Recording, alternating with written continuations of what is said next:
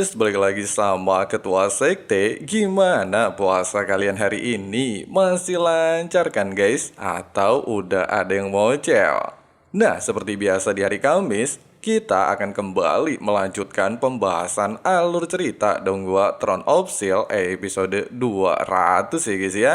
Buat teman-teman yang baru gabung, Abang Frank saranin nonton dulu pembahasan episode sebelumnya supaya kalian enggak gagal paham ngikutin kelanjutan alur ceritanya. Linknya udah ada di kolom deskripsi.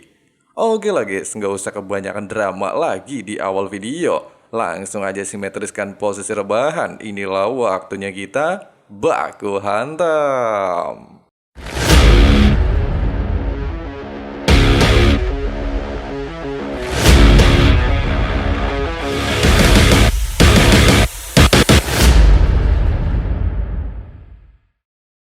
Di saat Long Hao Chen mengingat besok adalah pertempuran final melawan klan iblis, serta ujian tata segel ilahi perlindungan dan belas kasih sempat terhenti akibat Kaisar Dewa Iblis menjadi dewa, Han Qian menjelaskan, berbagai kesatria tingkat 8 dan 9 yang telah memenuhi syarat kembali mengikuti ujian.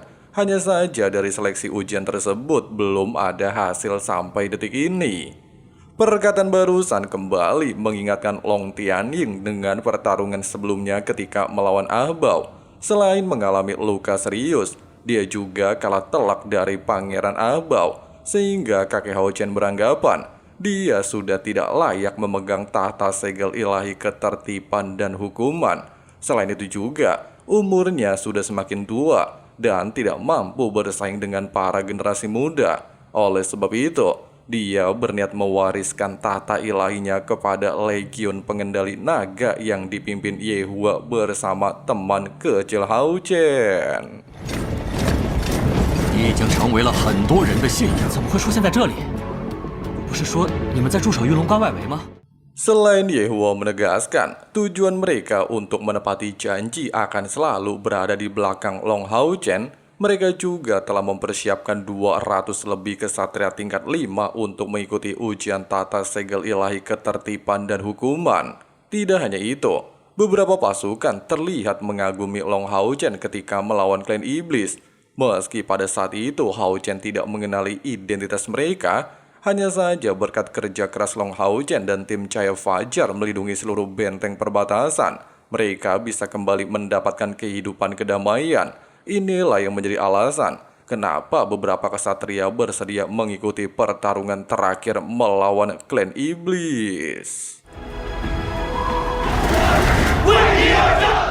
Long Tianying menambahkan, tata segel ilahi ketertiban dan hukuman merupakan salah satu tahta yang pernah dipegang oleh banyak orang. Oleh sebab itu, dengan adanya legiun pengendali naga, dia sangat yakin mereka mampu menyelesaikan ujian dan mewarisi kekuatan tahta ilahi ketertiban dan hukuman. Mendengarkan ucapan kakeknya dan yakin dengan guru serta pasukannya, Long Hao Chen pada akhirnya membuka ruang warisan segel tahta ilahi, serta mengirim pasukan legiun pengendali naga memasuki ruangan ujian. Di sisi lain, baik Li Xin dan para kesatria tingkat 9 terlihat menaiki anak tangga untuk menyelesaikan ujian tata segel ilahi perlindungan dan belas kasih, di mana untuk mendapatkan pengakuan dari tata segel ilahi tersebut, mereka diharuskan menanggung beban semua makhluk hidup di seluruh dunia.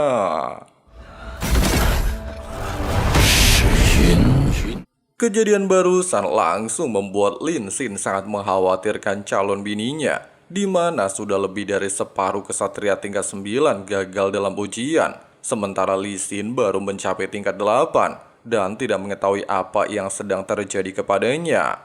Melihat kegelisahan pesulap hijau, Chen Ying-er lantas mencoba untuk menenangkan suasana dan mengatakan, dengan tingkat kekuatan Li Xin yang hanya berada di level 8, tapi mampu bertahan lama, hal itu sudah menandakan dia tidak lebih lemah dari kesatria tingkat 9, sehingga Chen Ying-er meminta Lin Xin untuk lebih sabar menunggu kekasihnya tersebut. Bahkan di sini Han Yu berharap kalau Li Xin bisa mewarisi tahta segel ilahi perlindungan dan belas kasih. Pasalnya jika mereka tidak bisa mengumpulkan 6 tahta ilahi, maka hal itu akan sangat mempengaruhi semangat seluruh kesatria dalam pertempuran nantinya. 怎么所有人都被传出来了？发生了什么？ Desa Cendinger menyimpulkan bahwa mereka adalah kesatria yang gugur dalam ujian tata segel ilahi perlindungan dan belas kasih. Pesulap hijau kembali mengkhawatirkan keselamatan calon istrinya dan beranggapan kalau Lee Sin tinggal seorang diri di dalam ruangan ujian. Sementara itu, menyadari wanita di hadapannya baru ganti profesi menjadi kesatria pelindung, bahkan sama sekali tidak memiliki perisai di tubuhnya, semakin membuat pemilik tahta perlindungan dan belas kasih dipenuhi tanda tanya. Apa alasannya memilih menjadi kesatria pelindung? Selain Lee Sin menegaskan hal itu karena rasa ketakutannya, dia juga menceritakan perang melawan klan iblis pada 5 tahun yang lalu, di mana dia tanpa sengaja mendengar kabar salah satu orang yang dia anggap sebagai keluarga alias Long Hao Chen gugur di medan perang. Meskipun semua orang berpikir adiknya bisa membawa cahaya fajar untuk melindungi seluruh umat manusia, tapi nyatanya Hao Chen justru tewas di tangan Kaisar Iblis, di mana kenyataan pahit itu membuatnya dipenuhi rasa kekecewaan tanpa bisa berbuat apapun. Bahkan di waktu bersamaan, Lee Sin kembali mendapatkan kabar buruk jika kekasihnya juga menghilang saat melakukan tugas, sehingga membuat hidupnya dihantui rasa penyesalan sangat dalam. Sampai akhirnya, meski Long Hao Chen bersama kekasihnya kembali dengan selamat, namun hal itu justru menimbulkan rasa takut lebih dalam. Dia takut kehilangan orang-orang terdekat yang sudah dianggap sebagai keluarganya sendiri. Inilah yang menjadi alasan kenapa Lee Sin mengubah statusnya dari kesatria pembantai menjadi kesatria pelindung. 这是我的决心。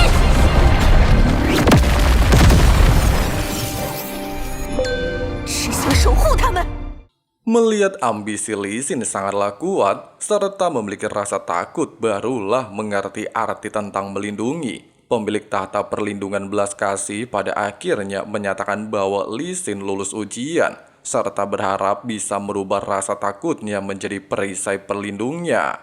Sementara itu, setelah membaca berbagai buku aliansi, Yehua mampu mengetahui asal-usul tahta ilahi ketertiban dan hukuman pernah dipegang 4 kesatria, serta beranggapan kunci untuk mendapatkannya kemungkinan melalui sebuah ketertiban. 咱们接下来该怎么做？ Yehua menjelaskan, sejak dunia masih dalam kekacauan, ketertiban dan hukuman sebenarnya tidak ada di dunia ini. Namun setelah kelahiran perkembangan seluruh alam, hal itu langsung membentuk ketertiban, sehingga dunia mulai memiliki hukum. Dengan adanya fakta tersebut, Yehua berniat membangun ketertiban untuk orang-orang biasa seperti mereka. Oleh sebab itu, dia meminta seluruh pasukan legiun pengendali naga untuk mengerahkan seluruh keyakinan mereka, serta membentuk sebuah ikatan.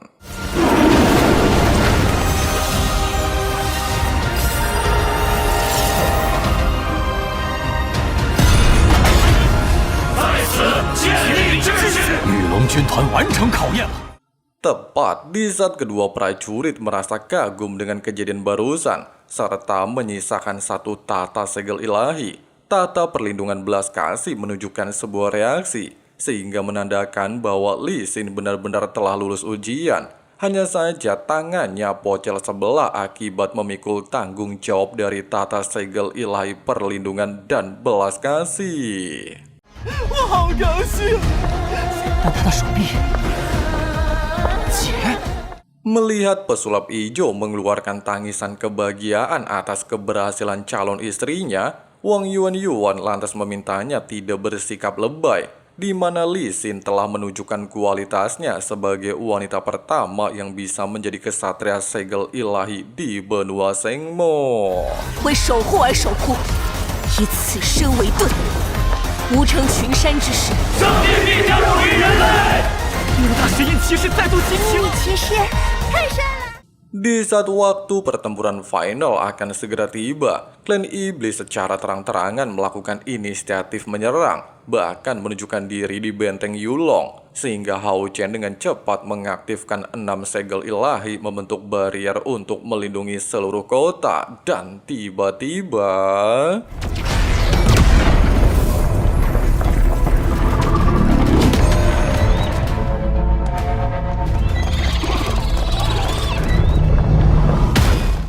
kemunculan formasi 10 bumi 9 langit jelas mengejutkan Long Hao Chen, di mana menurut Sayer, Kaisar Dewa Iblis Feng Xiu menggunakan kekuatan dewa untuk memulihkan pilar iblis yang pernah dihancurkan.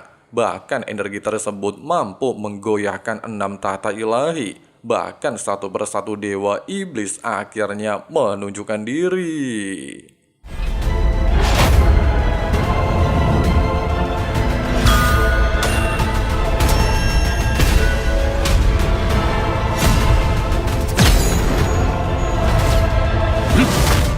Tepat ketika botak Saitama ketar-ketir melihat dewa pilar iblis yang pernah mereka bunuh dapat bangkit kembali, Hao Chen lantas menjelaskan, di mana Kaisar Iblis menggunakan kekuatan dewa untuk membangkitkan seluruh anggota dengan energi pembalasan, bahkan di bawah dukungan formasi 10 bumi 9 langit. Hal itu sudah menunjukkan niatan Kaisar Feng Xiu. Dia benar-benar ingin menghancurkan benua Shengmo dan hukuman langit sekaligus. Singkatnya, setelah Sayer meminta Long Hao Chen untuk menyerahkan para dewa iblis kepada tim Cahaya Fajar, Hao Chen segera memberikan perintah untuk seluruh pasukan, di mana kesatria pelindung dan perisai ditugaskan untuk menjaga kedua arah, sementara prajurit dan kesatria penghukum menjaga garis depan, sedangkan pasukan asasin bergerak di belakang. Tidak sampai di sini, pasukan gerbang pemanggilan monster bersama pasukan surga impian dan pasukan klan ular diperintahkan membentuk garis pertahanan kedua, sementara pasukan penyembuh berada di garis belakang untuk memberikan dukungan, sedangkan pasukan penyihir ditugaskan untuk mengerahkan seluruh mantra terlarang dan menyerang dengan kekuatan penuh. Untuk membangkitkan semangat juang seluruh pasukan, Long Hao Chen kembali mengungkapkan fakta yang sesungguhnya. Meski 6198 tahun yang lalu, 72 dewa pilar iblis berhasil menghancurkan benua Shengmo, hanya saja mereka tetap berjuang keras untuk melakukan perlawanan. Oleh sebab itu, demi menghapus penghinaan selama berabad-abad, Long Hao Chen meminta seluruh pasukan untuk berperang bukan hanya demi kebebasan, tetapi juga demi melindungi tanah air mereka.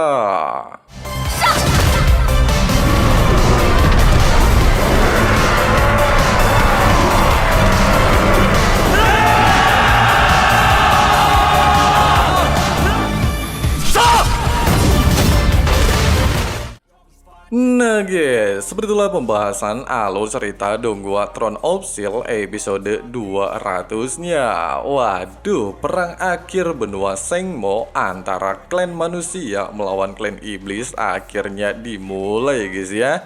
Dimana di pihak Kaisar Feng Xiu ada 72 pilar iblis, sedangkan di pihak manusia cuman ada 6 tahta segel ilahi ya guys ya. Kira-kira bakalan sebrutal apa sih pertarungan nantinya? Penasaran ya kan? Jadi langsung aja klik subrek dan nyalain notifikasinya ya guys ya, supaya teman-teman gak ketinggalan updatean video nantinya. Oke lah guys, makasih banyak banget buat teman-teman yang udah nonton videonya sampai habis. Di sini Abang Frengsi Ketua Sekte undur diri dulu. See you and bye-bye. So show me what you got, what you bring, how you fight in the ring, how you take a fucking swing. Do you got heart, are you mean, got some scars, got some needs, are you willing to go bleed? I swear to God they all let me down, I always fought just to wear the crown. I'm off at these fucking clowns, who were all taught they deserve an ounce. It's only worth it if you work for it, it's only worth it if you work for it. I won't stop till they hear me now, I won't stop till I wear the crown.